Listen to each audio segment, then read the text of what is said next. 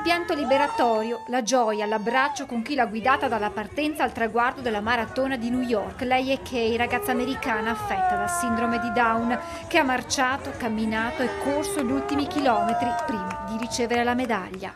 La vita di Kay è cambiata completamente dopo questo arrivo, tant'è vero che è diventata ambasciatrice a sua volta e sta portando ai suoi pari, quindi a chi soffre di quella sindrome, la volontà di percorrere quei chilometri. Kay ha realizzato il suo sogno grazie all'associazione Achilles, di cui fa parte anche Tony Venturato, giornalista, scrittore trevigiano all'attivo a 4 maratone di New York. Lui, diventato ambasciatore della corsa americana nonostante il grave incidente motociclistico di cui è rimasto vittima qualche anno fa, che gli ha causato una lesione al midollo spinale. Prima una diagnosi che pesa come un macigno, poi il lungo percorso di riabilitazione, il recupero fino ad arrivare alla maratona nella Grande Mela. Ora Tony ha un desiderio: permettere ad altre persone disabili di percorrere quei 42 chilometri.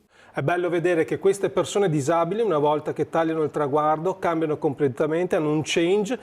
Ma per un atleta disabile partecipare alla maratona newyorkese significa superare diversi ostacoli, dalla logistica ai costi, circa $1.000. Da qui la decisione di dare il via ad una raccolta fondi. Chiediamo una mano, una piccola goccia fa un fiume, tanti fiumi fanno gli oceani, quindi è possibile effettivamente creare qualcosa di bello. La prossima maratona si correrà a New York il 3 novembre. Tony è pronto ad accompagnare altri atleti con disabilità fino al traguardo.